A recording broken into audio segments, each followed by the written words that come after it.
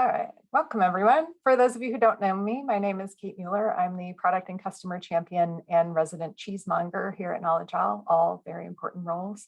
And today we're going to talk about working with inline and side-by-side images. Oddly, this has been a thing we've gotten a lot of questions about lately, and so it felt like a good candidate for a Wisdom Wednesday. So let me share my screen. What I'm going to do today mostly is just walk through some examples of how you can work with images that are side-by-side. Inline images are one way to do that. Talk a little bit about best practices with that. If you would like, many of the strategies that I am going to be covering today are in our support knowledge base. If you search for display images side by side, it should help you get there. I can also grab this link and pass it into chat. I'm going to roughly cover them, but in way more detail than they are in the documentation, since I have you all here and you can see it live. So generally, there are a number of use cases where it makes sense to have two images side by side. You might want to be doing a before and after. You might be trying to compare different views of the same thing, maybe with different permissions or something like that. And so this question is one we get asked a lot. There are several different methods that I would kind of recommend with certain caveats, and I want to walk through those today. So the simplest and most straightforward using controls in the editor is to insert the images as inline image types. So that means that if I come in and I go to put an image in, I'll grab something from my library here. If you click on the image, you get a set of controls for that image, and you can choose whether you want to display inline or break text. The default here is break text, so it will put the image on a new line. If you do two images and set them both to inline, that is sort of step one in getting those two images. Of course, this is dependent on the size of your images. So I have two screenshots of our widget.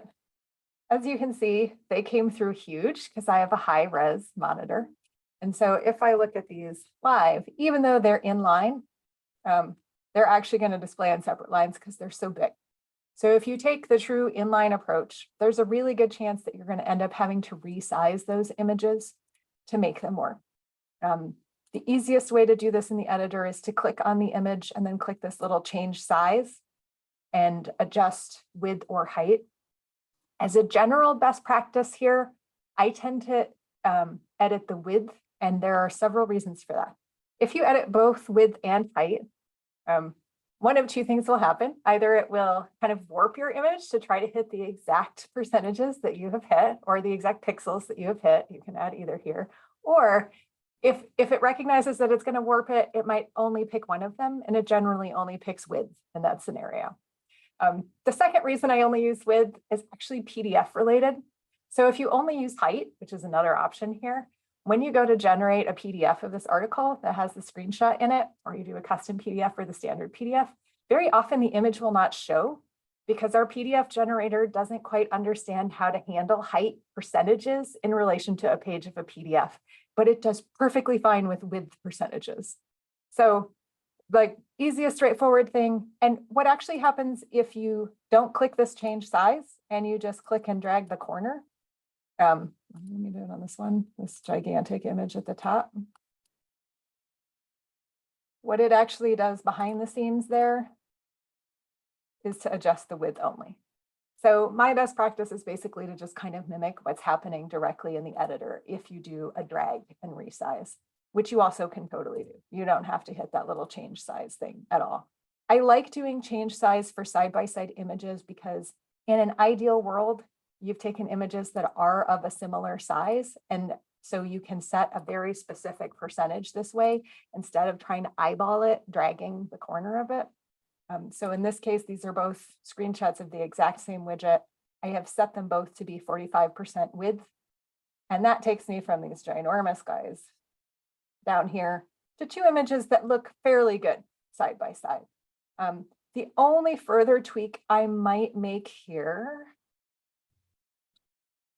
is, this will be hard to see unless I make a quick little edit here. So if I look at how these images are showing up, you'll see they're still a little bit left justified. If I had an actual colored background going on here instead of the white, this would be way more obvious. So what I can do here is actually center the paragraph before I dump my images in. That gives me like a really nicely centered thing with the resizing. It's a fairly good layout. It works sort of fairly well for really wide images as well. And one note about this is that by using that inline with the percentages, it means that if you are viewing this on a mobile device, it's going to try to preserve that percentage. So the images will get really, really small. They will stay on the same line and they will get really, really small. Sometimes that's a great use case. Sometimes that is not what you want. Don't worry. If that is not what you want, we have other ways to achieve it. So that's just kind of using straightforward inline images and fussing around with the sizing and maybe fussing around with the alignment a little bit. That's option one. Option two, using tables, which HTML tables are kind of awful. I try to avoid them whenever possible. However, they're not a terrible use case for trying to create side-by-side images. So here what I've done, this is outlined in the documentation. Pretty easy. You're probably going to yell at me because I have unsaved changes in here. Yeah. I've created a table with a single row and 2 columns. I've set it to not be bordered, and I've just put each of my images into one of those rows. So on the fly, single row, 2 columns. You can come in, dump in an image of your choice into each side of this. Let's do really wide ones. They're kind of easier to see on the same screen. And then I will click somewhere in the table, not directly in the image, so that I can get the table controls instead of the image controls. And I'll tell it I do not want it to be a bordered table. That will give me this treatment, which is still a little odd because my images, as you might remember, were originally kind of huge. So they're going to show up right next to each other in this table. If you already had properly resized images, this probably wouldn't be a problem. You can see the slight difference that removing that border allows. So the bordered table by default gets this sort of thin gray border. You might have custom CSS that would change it. Just removing that border helps make the images pop a little bit more, makes them look more like a regular image. So nobody's really going to tell that this isn't a table. Here is my exact same sort of table setup, but I adjusted my image widths similarly to what I did in the inline. The only difference here is that as you resize in a table, the percentage that it's looking at is the percentage of the width of the table cell, rather than the percentage of the image itself or the space that it's being put in, like the whole article container. It's just looking at that cell. So instead of taking down to 45%, here I've gone down to 90%. So I'm using 90% of the table cell to calculate how big my image should be. And that gives me, frankly, a fairly good treatment. These look pretty nicely aligned. I don't have my border. If I do my little trick where I adjust the background color here. Hey, Kate, while you're doing that, is Yeah. there a downside to adding a third column in the middle of the 2 image columns to create that break as opposed No, to resizing? you Is there a could do it. downside to that? I mean, That's what I've done in the past, is just to create that when they are side by side like that, it just would, insert a column in the middle to break it up. yeah, you could do a little column, drag it to like maybe 5 or 10% maybe, or depending on how much space you're trying to dump in between the images. That would also Okay, work. so no obvious downside to that. No, that Perfect. would also work. And again, here, I kind of get that left justifying a little bit if I adjust my background. Though I've tweaked this a little bit by also centering my images in each cell. That kind of fixes that little left justify, so I get a slightly better treatment. The other option here, if you are not afraid of HTML, is you can just add a little bit of padding into the cells rather than messing with alignment or additional columns or whatever. If you're comfortable with HTML, it's a great solution. If you're not, don't worry about it. You don't have to do it. But the way that you would do that is to add a little bit of padding into the TD styles. So that's basically the style for each cell. And that'll give you a little bit of border around them, which will create a slightly better look and feel here. 6 of one, half a dozen of another, any one of those approaches will work. It is also worth noting, as with the other solution, that because you've got this table row and it's trying to display the table as a whole table, those images will continue to display side by side on a small device. So they will get smaller, but they will still be inline.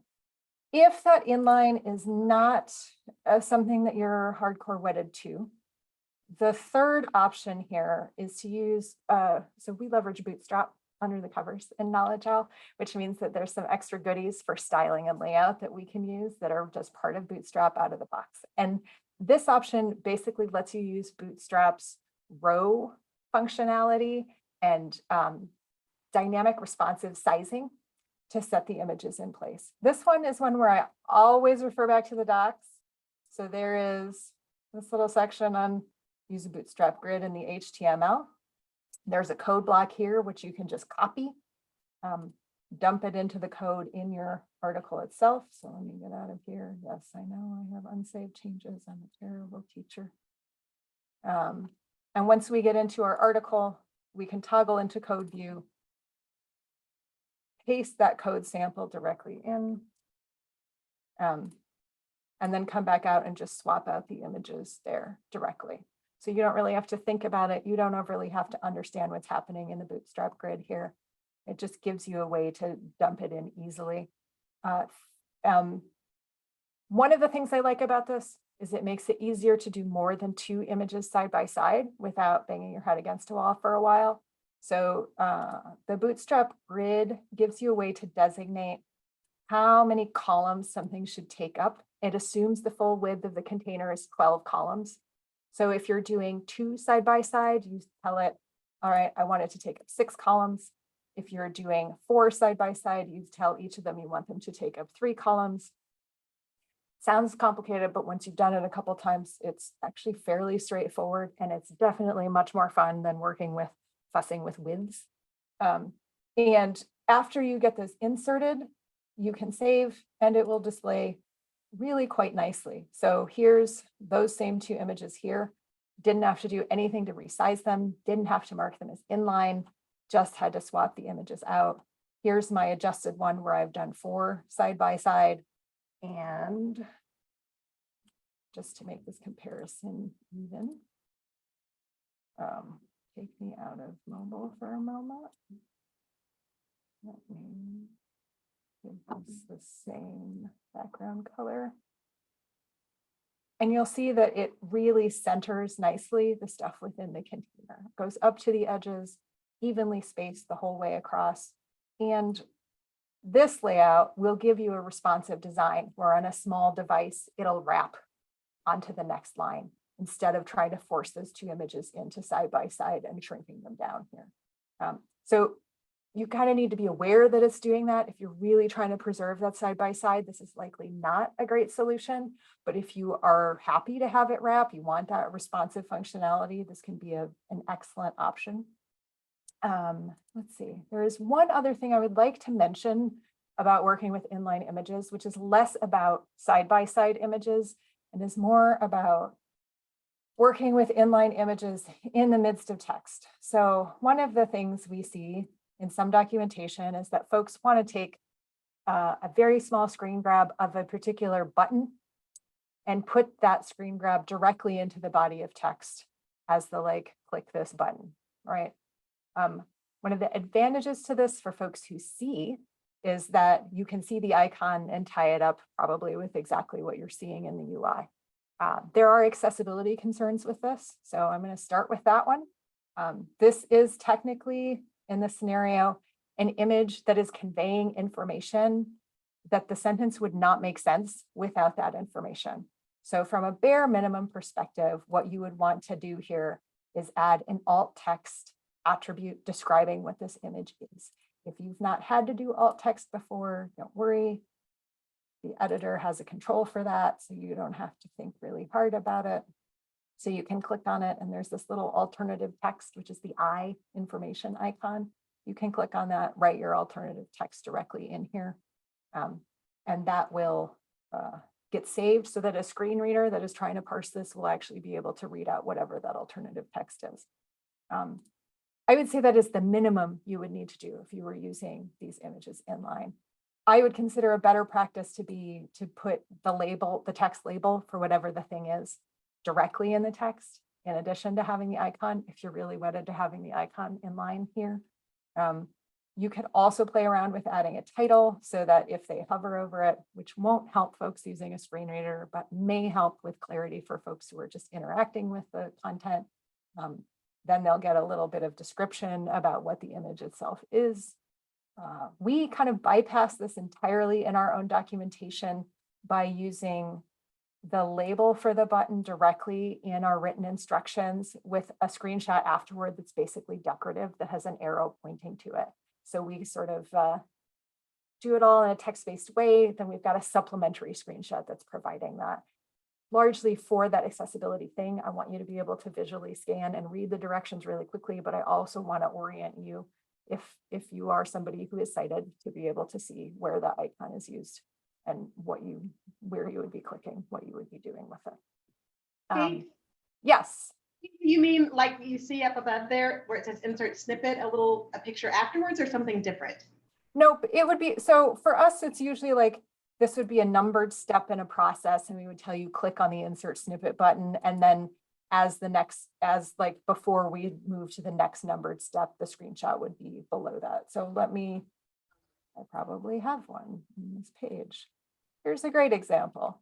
So click this funky little button to switch to the code view, but then we have a screenshot that actually points to the button on the page so you can see the icon. Yeah. This is zoomed way out. So my new standard would be to zoom in a bit more, but you kind of get the idea. Thank you. Absolutely. All right, I'm going to stop recording here. So for those of you watching this later, thank you so much. Let us know if you have questions and we will do our best to answer them.